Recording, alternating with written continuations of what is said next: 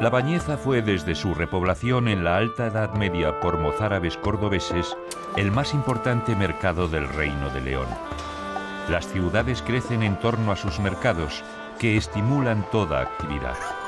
El mercado de La Bañeza debía ser un gran centro de contratación y a él acudirían los campesinos de los alrededores, las gentes de los monasterios y de los señoríos.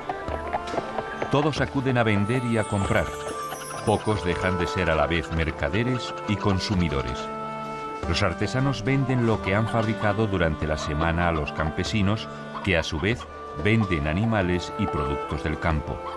Unos pregonan las manufacturas, otros los alimentos.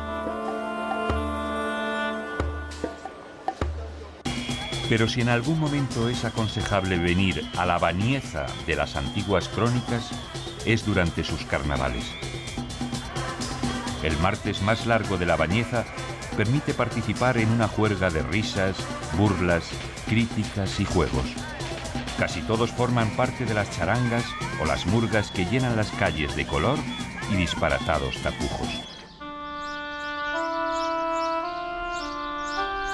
El lugar emblemático de La Bañeza está ocupado por la iglesia del Salvador, situada sobre parte del solar de un antiguo monasterio destruido por Almanzor en el siglo X.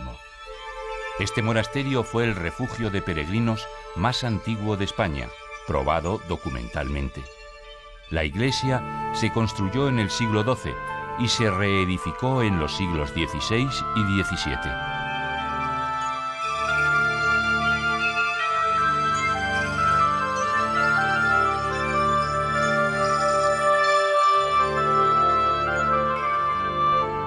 Tras el retablo pueden verse arcaicas pinturas que sirvieron para instruir a aquellos primitivos fieles con escenas de la historia sagrada.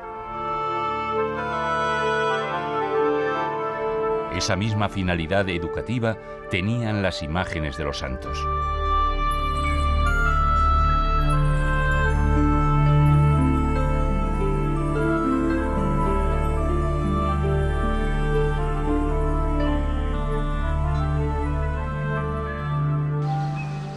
El perfil más conocido de La Bañeza lo ofrece la iglesia de Santa María con su majestuosa torre desmochada.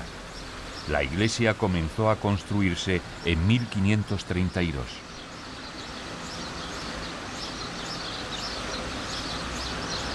Debió tener el centro de La Bañeza en años pasados un bello aire modernista. A principios del siglo XX surgen muchas construcciones gracias al florecimiento económico de la época. Bastantes de estos edificios han desaparecido en los años de más feroz especulación urbanística, pero algunos permanecen, esperemos que definitivamente salvados, como testigos de aquella época. A cualquier hora, sin necesidad de mayor apetito, es difícil evitar la tentación de probar los imperiales, el dulce más deseado de la zona. Buenos días. Hola, buenos días. ¿Estos son los famosos dulces imperiales? Sí, son estos. ¿Puedo probar uno? Sí, claro. Uy, qué bueno. ¿Te gustan? Me voy a llevar una cajita. De acuerdo. ¿De qué están hechos? Esto está hecho de almendra, de azúcar y de huevos. Y sigue así la tradición desde hace más de 100 años. Caramba. O sea, que no llevará conservantes ni nada. No tiene nada. Entonces me los tengo que comer deprisa. Sí.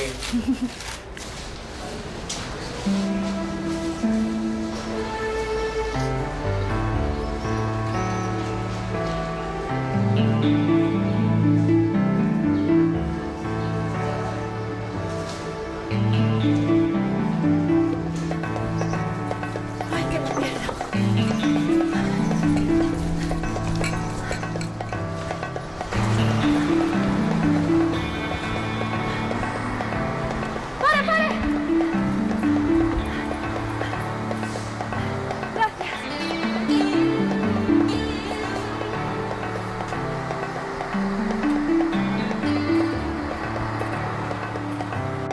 Las tierras rojas y arcillosas dan carácter a los paisajes de esta zona de la Vía de la Plata. Tierras rojas de alfarero sembradas en algunas zonas de viñedos. De vez en cuando, En las cercanías de los pueblos se ven cuevas con puerta y chimenea que llaman mucho la atención de los viajeros y que son bodegas donde envejecen los vinos, donde se trasiegan y donde los amigos se reúnen a tomar unos vasos. Las bodegas son oquedades artificiales. La tierra que se extrae forma la loma que las remata. Sobre ella la zarcera, que puede parecer una chimenea y sirvió cuando se hacía vino en ellas, para echar las uvas al interior y de respiradero durante la fermentación.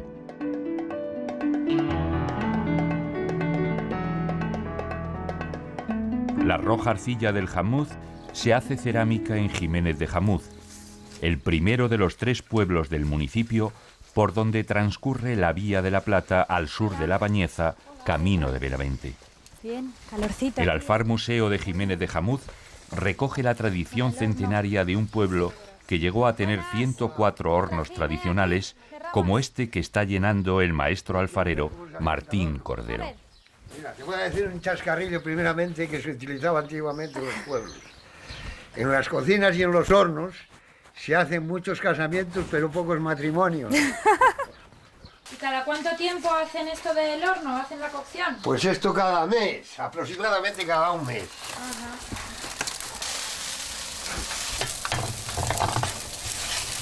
Aquí Mariana está haciendo la típica decoración con la típica cal blanca y la pluma del ala derecha de una gallina.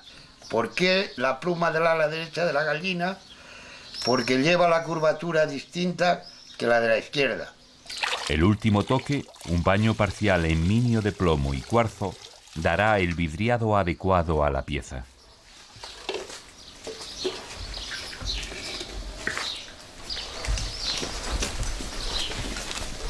Entre 1000 y 1200 piezas, cuidadosamente colocadas, caben en este horno.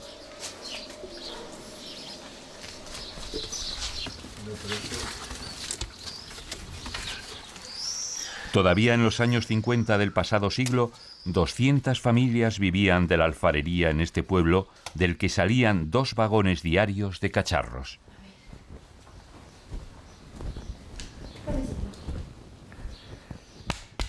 Mira, hay que hacer esto, a ver si tiene alguna, se llama batir el barro. Y de cada uno una pieza, ¿no? Claro. De cada una de estas una pieza. Tú fíjate cómo entro yo al torno, apoyas el pie derecho en la tabla esta que lleva el torno, te sientas y con la planta del pie del izquierdo le das hacia adelante al torno. A ver.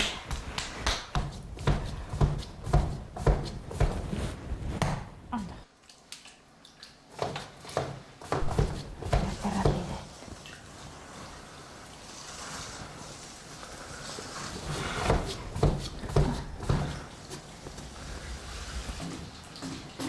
Esto que voy a hacer ahora le llamamos los alfareros la tijera. Ajá. Luego después este que voy a hacer ahora le llamamos una media tirada.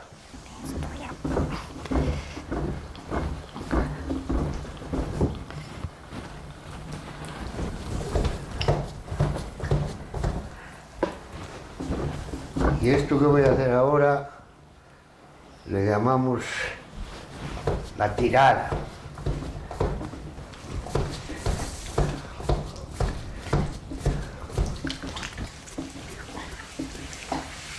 Ahora vamos a intentar encerrar el barro.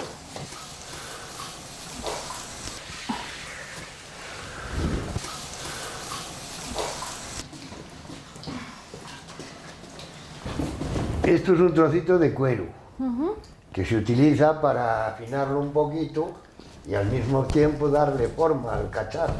Y también si quieres hacer algún dibujito, también se lo puedes hacer. Esto es un trocito de alambre para separar el cacharro. Pues ya está, ¿no? La suya. Mira lo que he hecho yo. Una hucha. Mire lo que he ¿Y hecho tú? yo. Nada. Hay que apoyar las 2 manos aquí en el torno para que el barro se vaya centrando. Pero apoyando Esto tienes que apoyar. Ah, vale.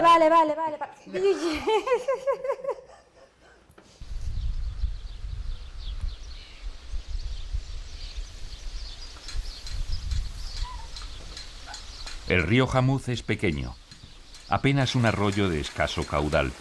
Sin embargo, su valle esconde abundantes aguas subterráneas bien aprovechadas por los agricultores de la zona.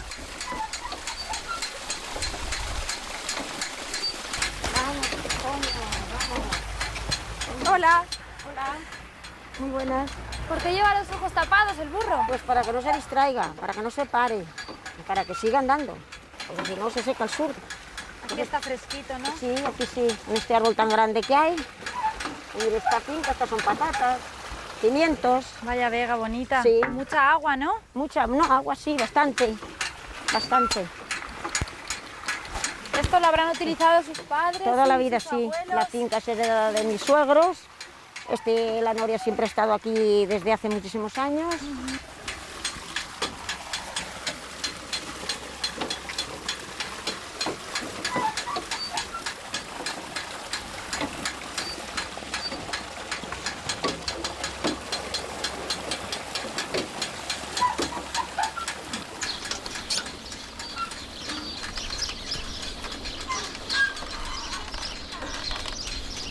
El cigüeñal es un artilugio sencillo y barato, un ingenio para sacar agua de los pozos sin esfuerzo. Aparece en pinturas egipcias y en grabados asirios, y dice Caro Baroja que fue traído a España por los musulmanes. Es una simple palanca cuyo movimiento recuerda el de la cigüeña cuando mete su pico en el agua para comer. El caldero de este cigüeñal saca 16 litros de agua cada vez, casi sin esfuerzo. Buenos días. ¿Qué, regando? Regando aquí el jardín, un poco la cebolla y la lechuga. Esto es un cigüeñal, ¿no? Sí, esto es un cigüeñal. ¿Y es fácil de manejar? Sí, se maneja fácil. ¿Usted cree que yo podría...? Sí, hombre, sí, esto es más la costumbre que otra cosa. Esto. Sí. A ver, Intente, ya verás. para abajo. Dejo que se llene el cubo ahí abajo. Se llena, ya está arriba, ahí para arriba, el lleno. Sube solo. Sí, ahora suelta un poco. Apoyo aquí. Muy bien, lo has hecho muy bien.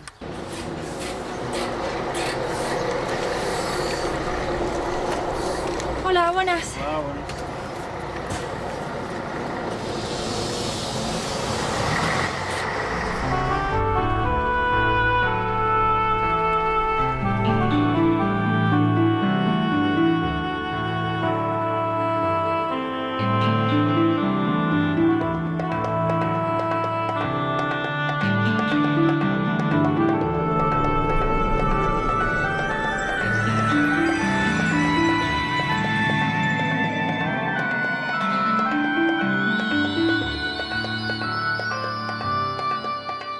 Este castillo de Villanueva de Jamuz fue construido en el siglo XV por Diego Fernández de Quiñones y su esposa María de Toledo, padres de don Suero de Quiñones, el retador del paso honroso de Puente de Órbigo.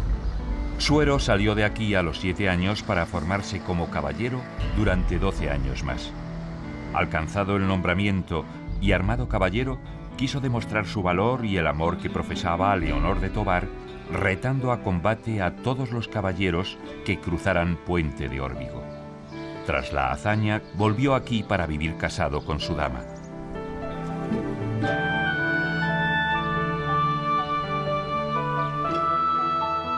Frente a la ruina que recuerda a los Quiñones, una sencilla y armónica iglesia guarda un valioso retablo que nos explica Jorge Fernández. Bueno, pues aquí lo tienes, el retablo de San Cipriano. Aquí en este retablo han trabajado dos maestros, un maestro que se encarga de hacer toda la estructura y también de hacer esa estatua que ves en el centro, y es Bartolomé Hernández. Y un maestro pintor que se encarga pues, de toda la policromía.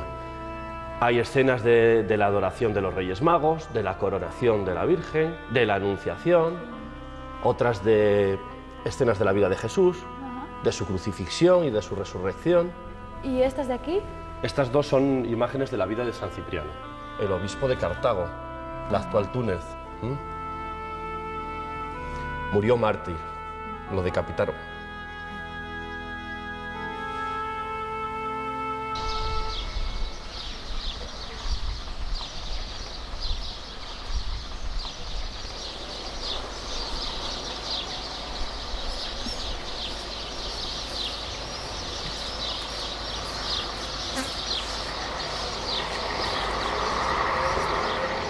Quintana del Marco tiene origen romano. De su castillo medieval, perteneciente a nuestros viejos conocidos los Quiñones, se mantiene en pie la torre del homenaje.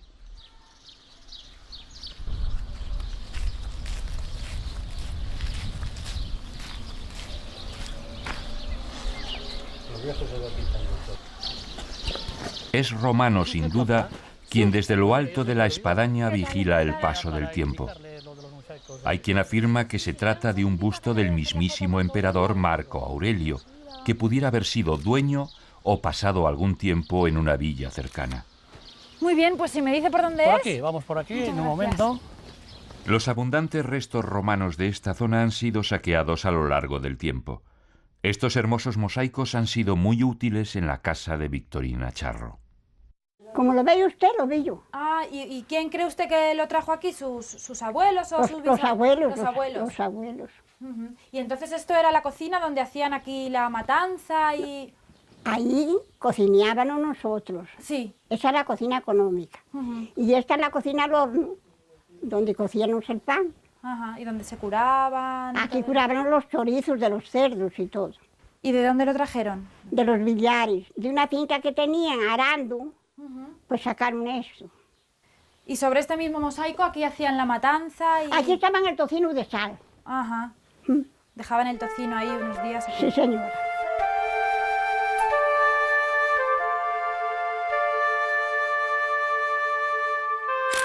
Los restos que no han sido saqueados permanecen bajo la tierra de Quintana del Marco. El blanco busto romano al que muchos vecinos prefieren identificar como San Pedro espera el momento de regresar al suelo, a un lugar donde pueda ser observado con mayor cercanía.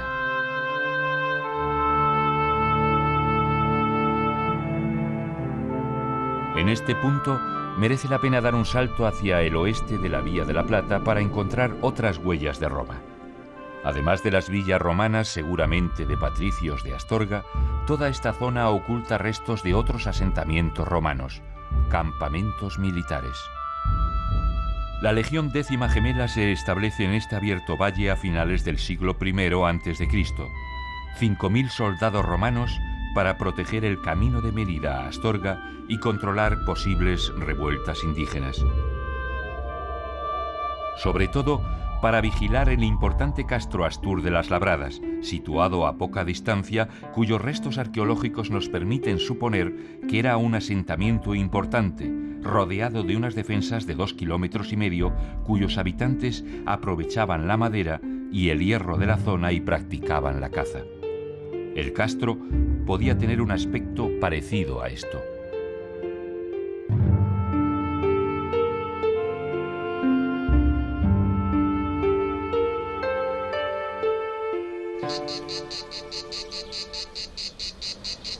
Retomamos el viejo camino, la vía que por deformación de la palabra árabe al-balata, enlosada, llamamos Vía de la Plata. Y aquí está Alija del Infantado, que se llamó hasta 1960 Alija de los Melones. Los mozos de Alija preferían hacer el servicio militar en la Marina, y la Armada ha reconocido con este monumento esa preferencia.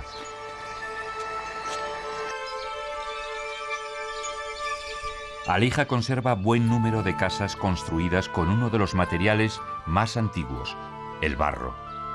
Estos pueblos de Castilla y León de la Vía de la Plata conservan viviendas, palomares, establos, construidos todos con barro. El barrio alto de Alija mantiene buen número de casas con la estructura de las viviendas tradicionales levantadas con el más humilde de los materiales, que al mismo tiempo es el que más ventajas ofrece. Como aislante acústico y térmico no tiene competidor y es también el más barato. En estos tiempos habría que añadir que también es el más ecológico. Algunos países desarrollados estimulan la vuelta a las construcciones de barro en zonas rurales, no solo por motivos culturales.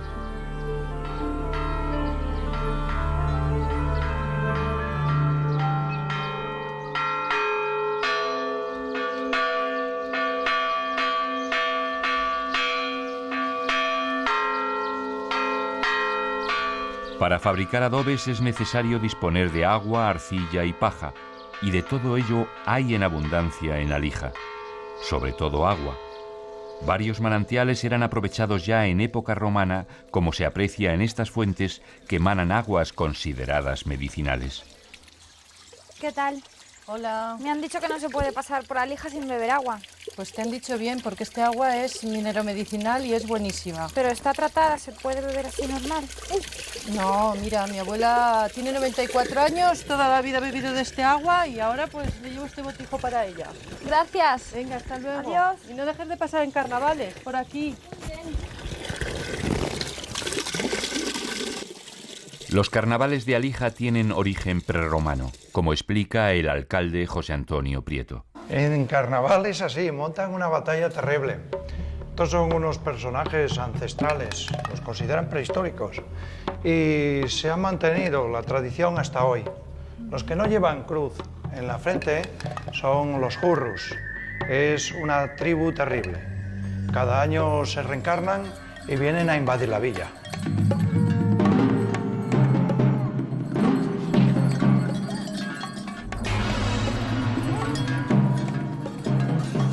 Entonces, otros bestias ahora arrepentidos, cristianizados en el siglo III de nuestra era, los birrias, están al servicio de Doña Cuaresma y de las huestes de Alija. Entablan una batalla terrible. Estos dan cobijo al pueblo dentro del castillo.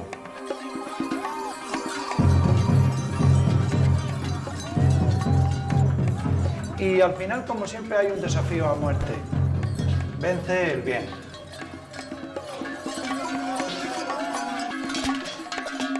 El gran Hurru es condenado a la hoguera. Su tribu es llevada a las mazmorras del castillo entre aullidos. Y un año más se reencarna. Es una horrible tradición que pesa sobre la villa.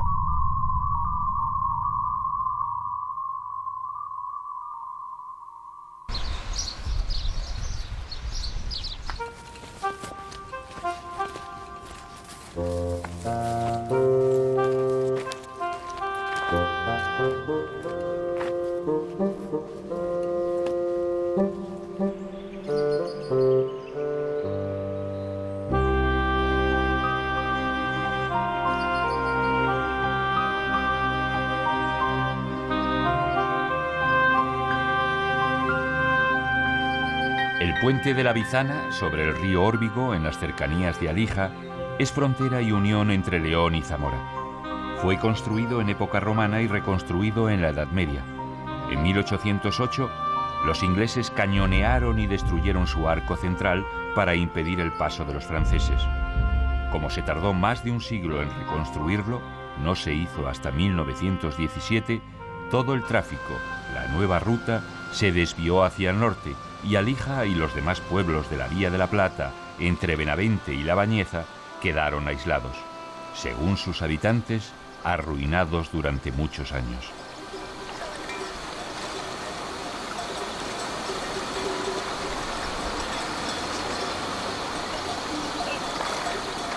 El puente de la Bizana sirve a los hombres que viajan por la Vía de la Plata, pero también a los rebaños que trashuman por la cañada real bizana que le presta su nombre.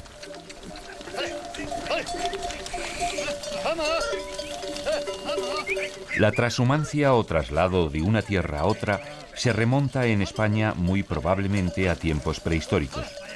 Se dice que los pastores iberos, buenos conocedores de los caminos, prestaron valiosa ayuda a los cartagineses en su tránsito por la península ibérica. Los fuertes contrastes topográficos y climáticos de España hacían imprescindible este cambio semestral de las zonas de pasto. ¿Qué tal? Bien, ¿Dónde están trasladando las ovejas? ¿Esto es la transhumancia? pues esto es la transhumancia. Bueno, es ya prácticamente la transterminancia, pero sí la transhumancia. ¿Y ¿Qué es la transhumancia? Pues mira, la transhumancia existió desde ya los siglos pasados.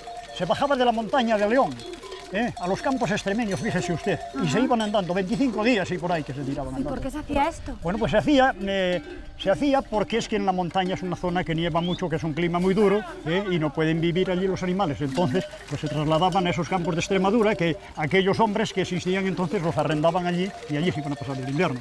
Y luego, como allí hacía mucho calor, se volvían para León. Cuando llegaba el mes de junio, Extremadura pues es muy extremada y se volvían hacia León. Y ahora ya no se hace esto. Bueno, pues ahora no se hace porque esto va, parece que decayendo un poco, y entonces llamaríamos a esto hoy trasterminancia. Porque yo soy de la montaña esa de León, donde surgieron esos ganaderos de entonces, pero ya pues me empiezo a quedar por aquí, por esta zona de La Bañeza, por esta zona de aquí de Alija, del Infantado, y por aquí, y entonces esto ya no le llamaríamos transhumancia, le llamaríamos trasterminancia. Que es un trayecto más cortito, que es un trayecto más corto. Aquí tenemos dos razas de perros. Los mastines, estos grandes, están para defender el rebaño. ¿Para defender de qué? Bueno, de los depredadores que hay, lobos... ¿Vos? No, bueno, estas ovejas las llevamos a zonas de montaña, en la cordillera cantábrica, y bueno, allí son zonas que los hay. ¿Y luego los pequeñitos? Estos son perros que los tenemos para dominar los animales. Son los que cuidan las ovejas de que no se vayan a los sembrados, a las viñas, en fin, para que no se salgan de la carretera cuando vamos de camino, para arrearlas cuando las llamamos.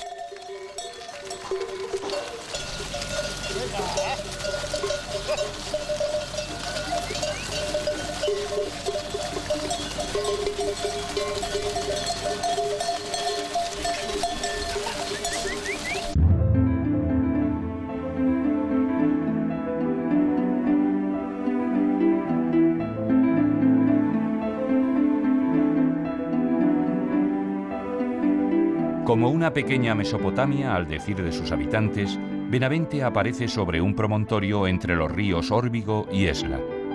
Las vegas de ambos la rodean del fresco y ordenado verde de los árboles de ribera. Arriba, como un imponente mascarón, la Torre del Caracol, único resto de la desaparecida fortaleza.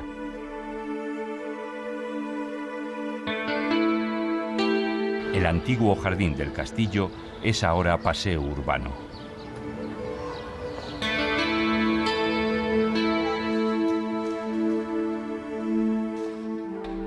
La llamada Torre del Caracol fue torreón del castillo Palacio de la Mota. Recuperada por paradores de turismo, la hermosa torre da una idea de lo que debió ser esta inmensa y aristocrática residencia de los duques de Benavente, mucho más cortesana que defensiva.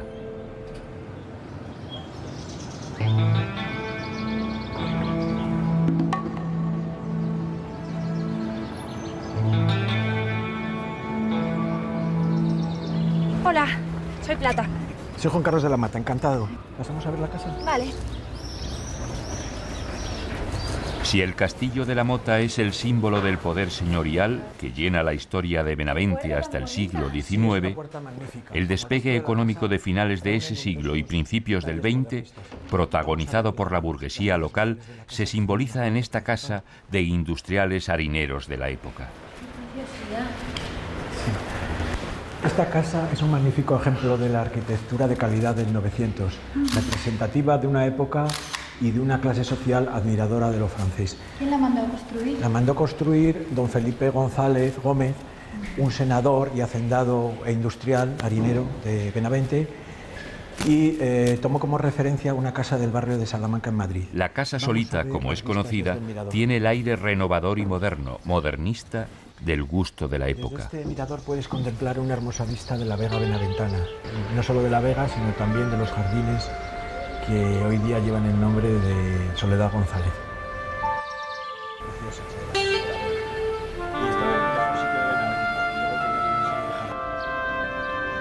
La iglesia de Santa María del Azogue, o del Mercado, que eso significa azogue en este caso, es el principal y más bello monumento artístico de Benavente. Se empezó a construir en el siglo XII y se terminó en el XVI, por lo que tiene estilos de todos esos siglos. Los 5 ábsides y las dos portadas del crucero son románicos.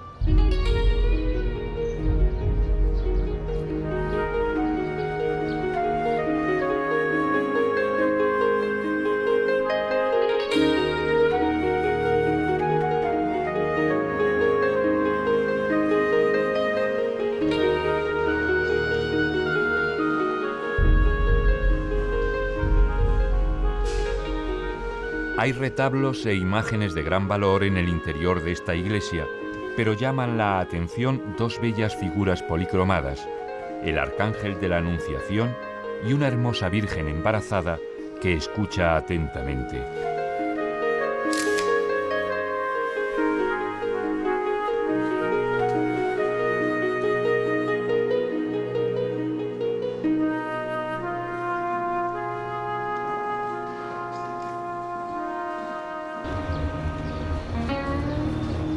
En las cercanías de Santa María, como contrapunto profano a la hermosa iglesia, se encuentra el recuperado Teatro Reina Sofía.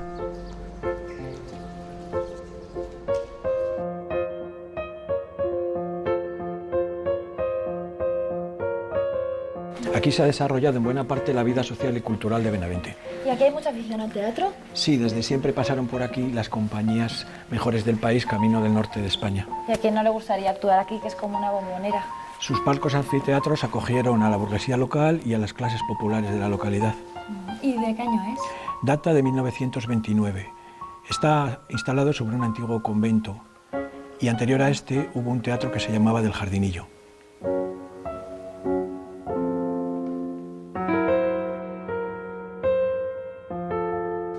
Plata ha encontrado al mejor guía en el historiador y cronista de Benavente, Juan Carlos de la Mata. Esta es la calle principal de Benavente y en ella sí es el centro comercial de Benavente, digamos, y hay edificios que tienen bastante interés, como este tramo de edificios que se incendió a finales del siglo pasado y se construyó en una gran unidad de estilo, ¿no? Por eso podrás comprobar pues, muchos detalles en los aleros de los tejados, en los miradores, en los balcones y bueno, pues quizás sea el tramo mejor conservado de edificios de Benavente, ¿no? La ciudad de Benavente conserva un aire medieval en el trazado de las calles de su casco antiguo. El desarrollismo de los 60 y la especulación inmobiliaria acabó, como en otros lugares, con muchos nobles y bellos edificios. Por eso lucen más los que se salvaron. El intento de recuperación urbanística actual quizás indique un nuevo momento de dinamismo económico y mayor preocupación estética. La iglesia de San Juan del Mercado la inició doña Eldoncia, hija de los condes Osorio y Teresa, en 1181. Para finalizar la obra pidió ayuda a la orden hospitalaria y la iglesia pasó a la protección de los caballeros de San Juan. En el pórtico sur se representa la adoración de los magos.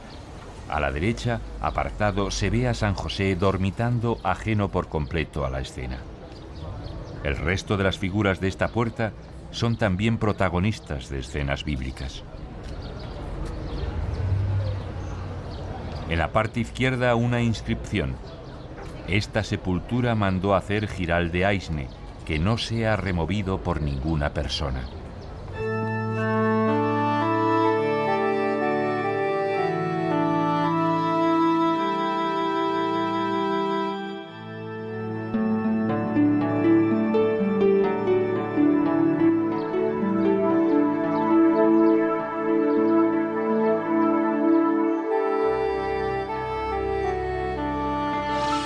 Ahora vamos a visitar el Hospital de la Piedad, que es otro de los edificios representativos de Benavente.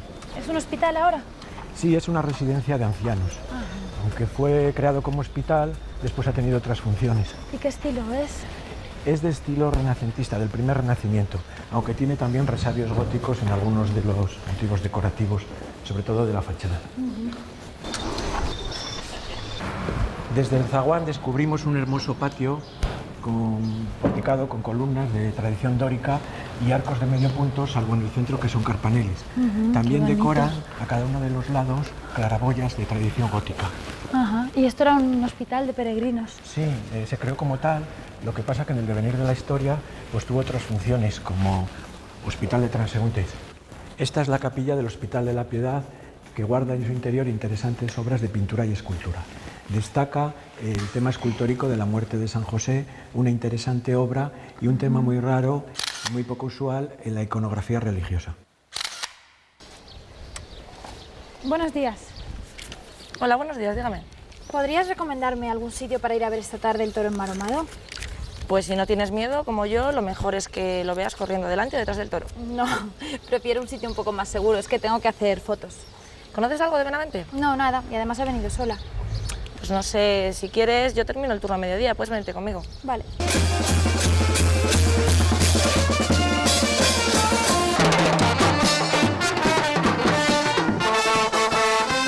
La fiesta del toro enmaromado viene de antiguo, como demuestra en un libro muy documentado el historiador Juan Carlos de la Mata. La afición a este tipo de festejos estaba tan arraigada que se corrían toros en fiestas importantes, por San Juan o la Virgen de Agosto, o cuando había algo que celebrar.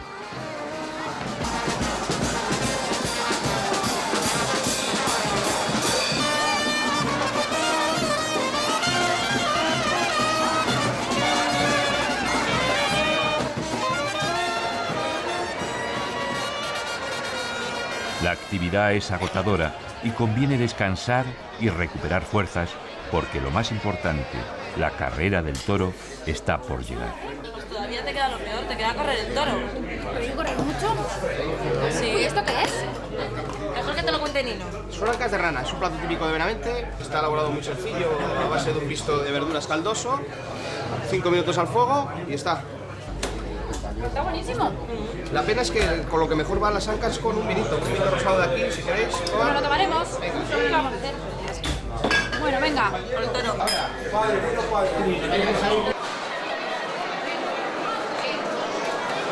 Nada más que estamos aquí arriba porque yo ahí abajo me muero, ¿eh? Estoy nevando, ¿verdad?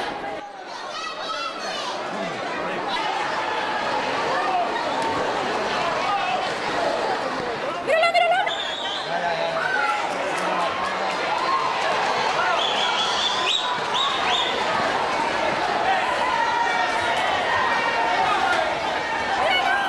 Mira, bajamos, vámonos.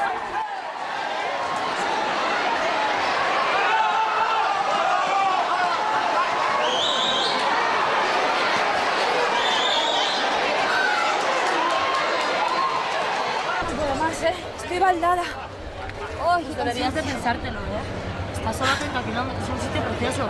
Si la cosa es que ya he oído cosas muy interesantes de Collanza. No está en la ruta de la Plata, pero merece la pena. Además, puedes descansar allí.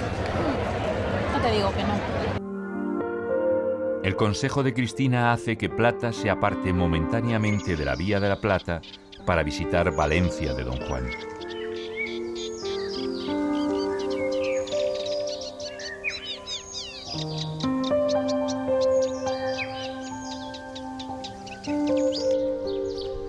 Tiene este castillo de la antigua Acollanza un aire romántico que lo hace especialmente atractivo. A finales del siglo XIV, Valencia, que había sustituido un siglo antes al antiguo nombre de Collanza, se convirtió en Valencia de Don Juan en memoria de Don Juan de Portugal. Este Don Juan era hijo de Pedro I e Inés de Castro, aquella dama castellana que reinó en Portugal después de morir.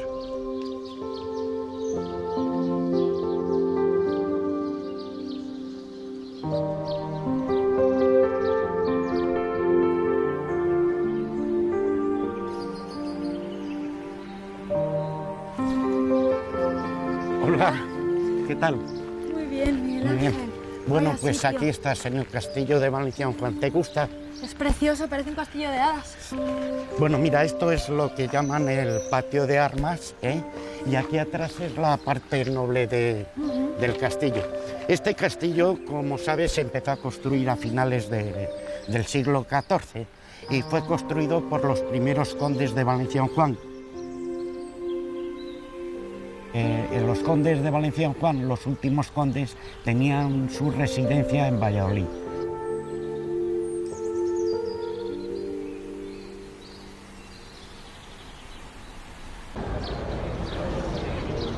Alguna zona de la ciudad me hace pensar que estoy en Asturias. Sí, no en vano somos el enclave asturiano en la provincia de León por naturaleza y en este momento, pues toda la época estival triplicamos aproximadamente la población, nuestros 5.000 habitantes, gracias a los asturianos que año tras año nos visitan e incluso hay una organización puramente asturiana aquí, enclavada también. Toda esta afluencia de turismo supongo que contribuirá muchísimo a la economía.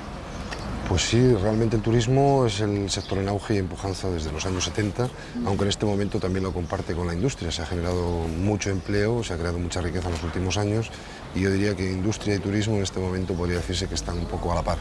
Juan Martínez, el alcalde de Valencia de Don Juan, cuida el turismo de su pueblo, sobre todo a los veraneantes asturianos, pero intenta atraer al polígono industrial del municipio factorías como esta. La fábrica construye una parte del molino, la llamada góndola o barcaza, en donde se alojará el generador y los sistemas de orientación. Irá montada sobre la torre tubular de acero de 45 metros de altura.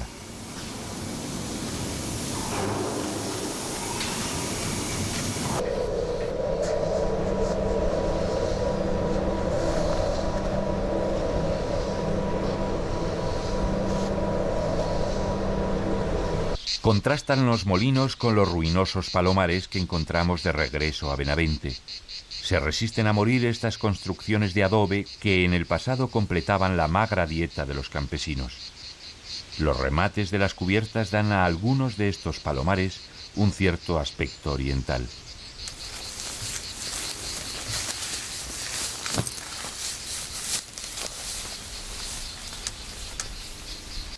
El interior está dividido por muros con hileras de pequeños nichos donde anidaban las palomas.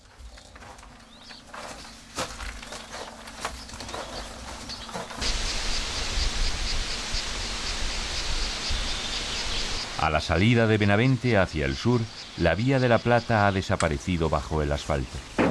Por eso, Plata prefiere caminar por la abandonada vía férrea y atravesar el bello puente de hierro escondido entre los árboles, muy cerca del lugar en que se unen los ríos Órbigo y Esla.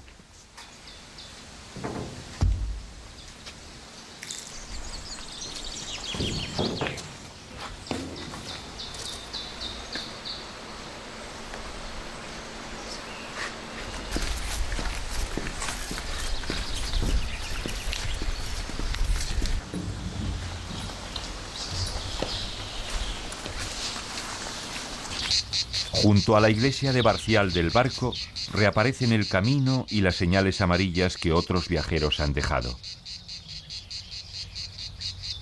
La Vía de la Plata corre hacia el sur junto al Esla, casi en paralelo al río, a la sombra de los álamos de su ribera, que atraen irremediablemente a su fresca sombra.